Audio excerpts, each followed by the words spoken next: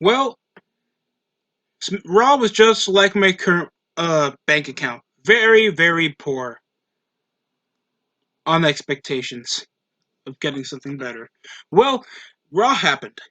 We expected something big for at least some sort of build up, but we've been getting doubt after shocker and after unnecessary shocker. We have, of course, opened the show with KO show involving the three competitors for the triple threat match for the Raw Women's Championship. That is Asuka after Becky Lynch vacated it because of somehow a pregnancy in the middle of her title reign. Don't know where that came from. I'm not going to judge it. Just congratulations. And we immediately know as soon as Kevin Owens' babyface KO show starts, it's going to end up in a scuffle, with of course Asuka trying to beat the shit out of Nia Jax, immediately taking off her gear, obviously trying to beat the crap out of Nia Jax for backstage assault after attacking Kairi Sane, hitting her after attacking her after she was using her dumbass recorder. It was funny at least the first time, and then she kept doing it in the rest of the show. But that's besides the point. All we know is we got some built-up tension for the triple threat match. Of course, they also referenced that Simone Johnson, The Rock's daughter. I completely thought The Rock would be smooth in everything, even a pull-out game. But every professional wrestler always need a mantle for their dynasty. I can understand The Rock. This time this female Simone better be better than the last one we had, that is Nia Jax. We had Charlotte, obviously bringing up how great she is again and again and again. Nobody else has a unique thing to say on their body, and how shitty the makeshift crowd is that of course WWE uh, trainees or NXT superstars that are just built to whenever a babyface has something to say, instead of being like woo, they'll clap, and it is super awkward. It feels like we're in an episode of The View instead of a cool badass show like Monday Night Raw. I'm not saying that everything has to be like the Attitude Era or Ruthless Aggression Era, but make it feel like a realistic reaction that a professional wrestling fan. Make sure these guys can turn their brain off. Don't give them cue cards when they can get the reactions through. It makes it feel less authentic. And these are coming from wrestlers that are willing to be part of the main roster. And they wouldn't be a part of the show until later on when they had to stop Drew McIntyre and Bobby Lashley from trying to stop each other beating the crap out of each other. So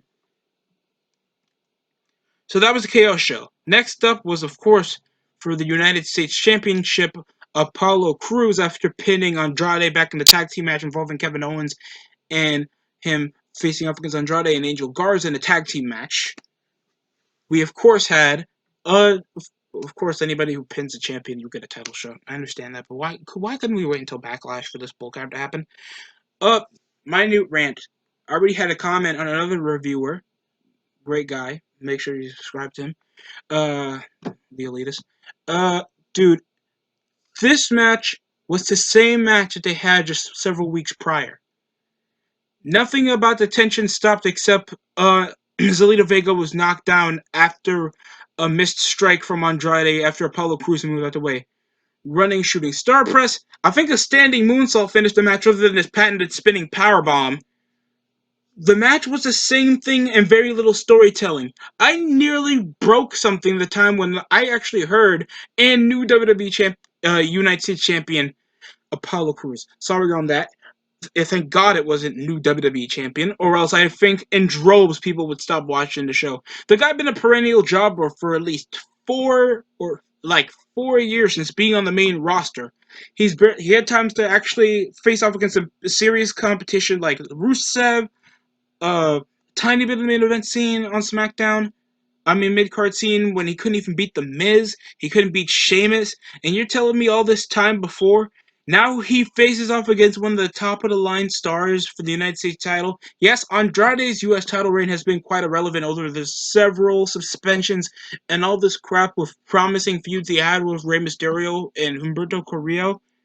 And then he comes around losing to a guy like Apollo Crews, other than Ricochet or Cedric Alexander or anybody else on the mid card that deserves a tiny bit of the push.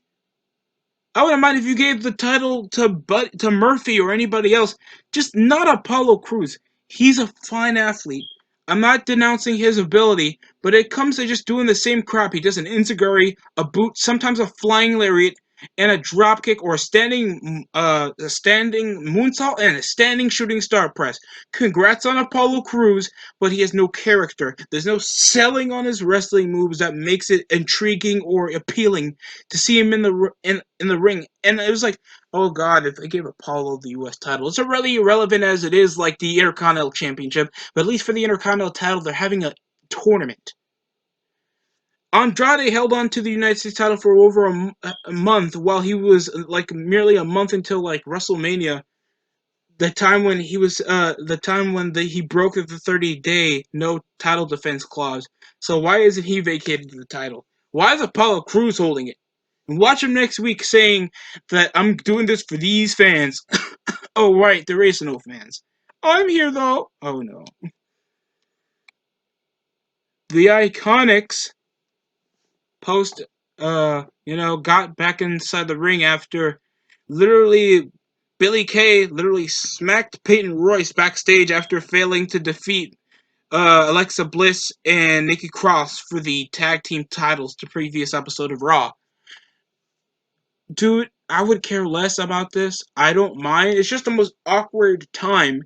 We had a more personal storyline building up with the New Day, and they're the longest stand. Like, I get it that they're the biggest thing for PG wrestling. I was about to say PC, but same meaning for PG wrestling, for the WWE, and for a certain amount of branding. I can understand why the New Day are still existing to give some semblance of marketability for the WWE. Totally understandable. Just know one thing: I don't care about the New Day anymore. It's been since like 2016 since they were particularly over, and still to this day, like Kofi Kingston's WWE champion. They are still, and probably for a long time, the longest reigning WWE Tag Team Champions in company history. So you're telling me you never broke these guys up to begin with, but you're gonna give some teasers on why the Iconics would break up after a tough personal moment like that backstage the time Billy Kay slapped Peyton Royce in the face. And it ended up with the most awkward, dumb, screamish promo of Nikki Cross. It did end up with, of course, the Iconics coming to blows with Nikki Cross and Alexa Bliss. I didn't care particularly about the promo. It was super heartfelt. It was a nice little promo, and it ended up with Bliss and Cross holding up the belts at the end of it.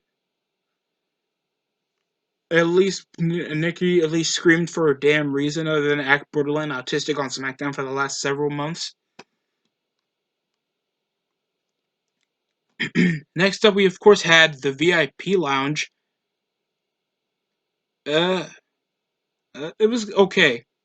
We obviously know like every interview doesn't show like any type of you know they'll always do this for some sort of promo style that will end in conflict to feel like there's always a personal storyline. A, contract signing.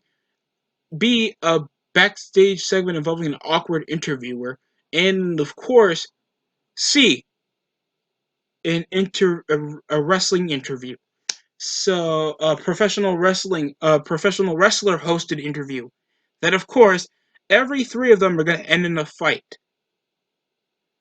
MVP got Claymore at the end of it, and of course they brought back some history from just January of this year from MVP landing a hand for Drew McIntyre after he won the 2020 Royal Rumble. The last time we had a crowd, not the very last time, but you know what I'm talking about. Of course, it was gonna end Claymore kick. We obviously can't end an interview without conflict or at least some kind of physicality to with no fans at home. There's no reason to excite. So I don't know what's the point of that. Lashley came and assisted MVP after beating the crap out of him. And of course, I don't mind. I'm trying to warm up a tiny bit to McIntyre's reign. He seems to sort of think he's a charismatic babyface. a warrior type. So literally just Sheamus with a tiny bit more charisma. That's literally it. He's a Euro guy with a tiny bit more charisma. At least a bro kick. He never thought of making a name for the bro kick, even though it's a more dangerous move, especially for a muscly dude bicycle kicking your skull. But I hate the Claymore Country thing. It's nice. I get to see two buff dudes that are since 2018 been pretty underdeveloped. But now they're gonna have a match on Backlash, so there's at least something to do with that. I like Drew McIntyre trying to actually make himself legitimate. It gets a bit corny every time he tries to tries to corn off that he beat Brock Lesnar in 5 minutes when Seth did it in a tiny bit of a shorter time. Thanks, they did officially ring the bell. Like the match ended in like 3 minutes. And Lashley never particularly faced off against Lesnar. Angel Garza versus Kevin Owens. And Kevin Owens immediately walking into the entrance. Guess who came before him? Angel Garza, immediately taking out the ankle. Kevin Owens smartly running, even though he knows he's suffering a huge pain in his ankle. Planned to run, he faded off to a super kick. Single leg Boston Crab, great selling of the ankle of Kevin Owens. It ended off a wing clipper. At least there was some win for Zelina Vega's now two clients after Andrade came pissing around and tossing shit around because he lost the U.S. title to a black jobber. And of course, but that's particularly it. We fade to black. That's pretty much it. We had a Charlotte Flair segment after we literally just saw her on TV again. There's too much Charlotte Flair. They're trying to build her up as the top women in the company, even though we've been trying to do that for Becky Lynch for the last 2 years and a half.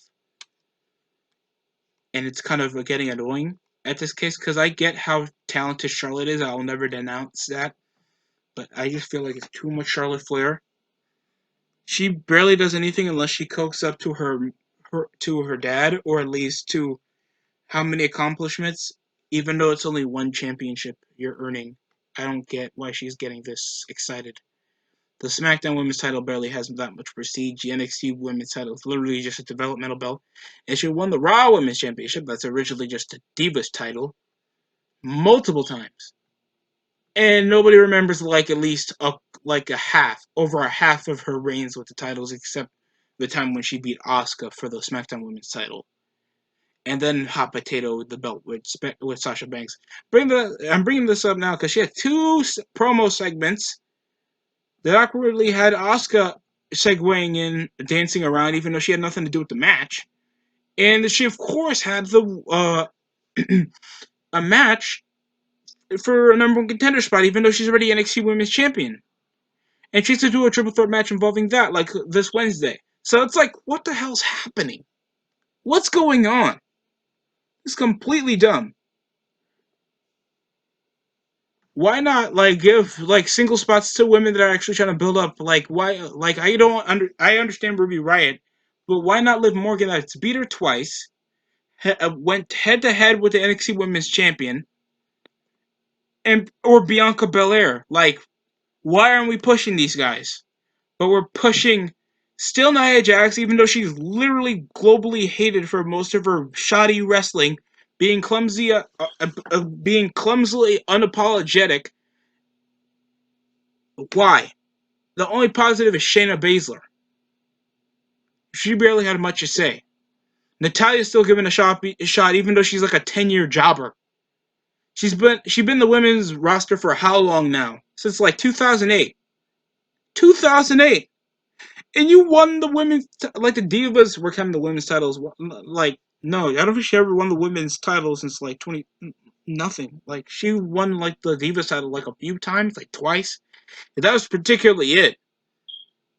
There is no notable storyline Natalya been a part of, and they try to build her up heel, babyface. Then they'll close her off heel for a few months, and then they'll make her babyface. It's completely agitating. Natalya, please stop. The triple threat match was fine. It was a fine match. Just Jesus Christ, stop. We had a golfing rivalry. We had a golfing challenge this time. Thanks. It was 1-1. Of course, the Street Profits won this one because it was a civil game in their aspects with Viking Raiders.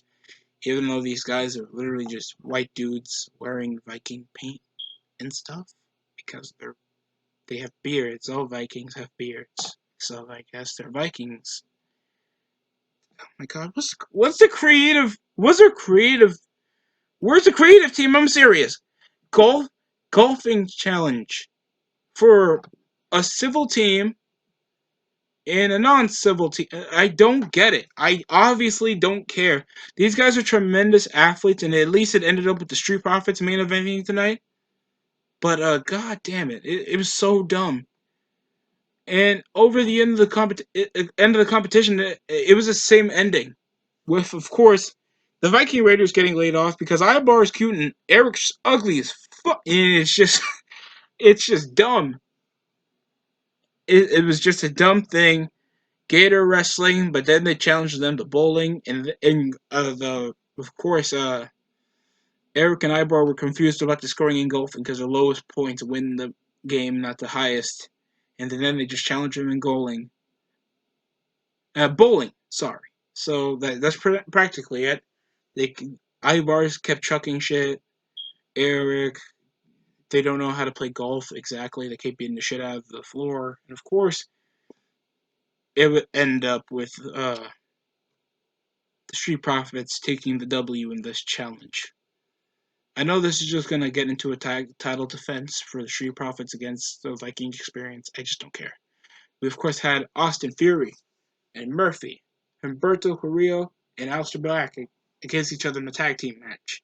We of course had Thanks laid off from Rollins, from Fury and Murphy. Even though I thought this was a bit early, even though Austin just joined the group just last week, all because he particularly was acting like a dick against Andrade and Garza. Even though Murphy and he's like only two disciples. What happened to the authors of Pain? They're not laid off from their contracts. I don't understand. So Humberto Carrillo that lost to Murphy in under 7 minutes, and Aleister Black that has a personal beef after his last tag team partner got his eyes gouged out from the steps. So this match happened, and the match ended up as such. I'm saying this in the most words: Top Gun Hello, Inzaguri, whatever combos Aleister Black does that looks like it can kill you in real life. Elbow, reverse backhand, a knee to the face, a running bicycle knee. This match was fun.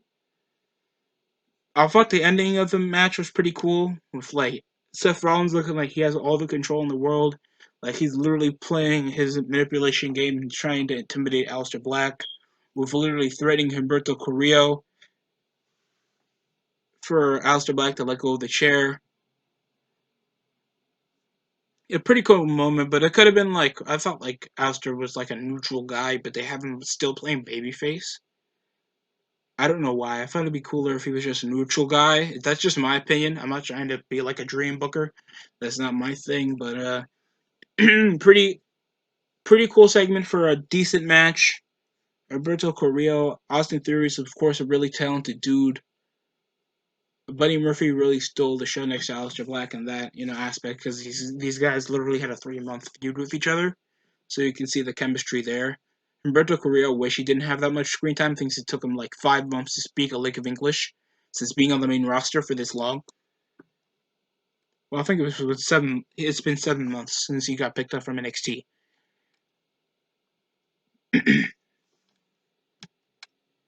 Next up was of course a semi-main event. Didn't know why this main evented. This didn't main event. Nia Jax, Natalya, and Charlotte Flair. Why Charlotte Flair and why Natalya? I don't know why not Liv Morgan, because we don't want below 6 foot or below 5'5" women getting beaten up by Nia Jax. She's just gonna break their necks. Okay, fair enough. We of course had Natalya. This was a serviceable match, decent selling off Nia Jax. Natalya of course did her thing. Rolls up, kip ups. We had good exchanges with Natalya and Charlotte because they of course wrestled each other plenty of times since Charlotte was women's champion. Like every year she holds on to a women's title. Like, you can't go a year counting without her winning the women's title. Like, her first debut year, she won the Divas title. I think against it was Nikki Bella back at Night of Champions 2015. So, yeah, Asuka was there on commentary, of course, spewing Japanese. Somehow Kevin Owens even got to understand her. I was like, God damn, what am I missing here? Rosetta Stone? Hang out with more weebs than I already do. Uh, of course, had finger four leg locks, with barely any commentary skills except Samoa Joe was in display over the course of the match. Moonsault that got, I think Charlotte stood up over that time. Uh, Natalia and Charlotte tossed Nia Jax through the commentary table. It's like I've seen a match like this plenty of times. They of course did the vertical suplex, a superplex with a powerbomb spot that I've seen too many times in multi-women and multi-man matches. It was a generic match with, of course, shooting star press. I mean, no, shooting a sharpshooter got countered. Nia Jax came with a Samoan drop. I think pinned Charlotte, so she will face off against Asuka for the women's title come Backlash. And the greatest wrestling match of all time will be there. Oh my god. I feel so ecstatic to watch this damn show. I really do. I really do. So, this match was fine. Rarely saw any botches. Practically decent selling, but I don't see like any type of storytelling in this match. We had Natalia that's been basically irrelevant since her time for the entire decade. And she's a tremendous wrestler. Just Jesus Christ, I don't care. Charlotte literally has too much. This she-male, this WNBA player, literally has too much screen time than she already does in Ajax. I don't know why she's still getting consistently pushed, other than women that are actually trying to rebuild themselves and become singles acts that are not that bad at their job. And I'm shocked, like Bianca Belair still doesn't have that much screen time. Or Liv Morgan. I don't mind if they lose the match. I just mind if they're not given that much well-adjusted screen time. Then, Natalia, that's like they're gonna bitch. Somebody's gonna bitch and be like she's underappreciated. So why doesn't she quit? Why don't she quit? I don't understand why that's a difficulty. Uh, Rusev's doing streaming. Brian Cage is on AEW. Like, it's not that difficult to find that much work, or anybody else. If you have your name Hart in it, you can join Teddy Hart in MLW. So the match was watchable. Pretty good match. We of course had a backstage segment. A pretty good backstage segment involving MVP calling the Street Profits jokes because they come around doing these backstage segments while him and Lashley are doing business and main eventing a pay-per-view. What are they doing? They of course reference Claymore kick that was dished out by Drew McIntyre that of course MVP had to bite, and it ends up with a tag team match. So MVP and Lashley face off against the Street Profits. Decent build up. I mean, it's a rarity that I see like a lot of black people in the main event. That's not me making a joke. I'm being serious. I'm not saying this is a major achievement. Like Kofi Kingston been world champion. That's already an achievement in itself.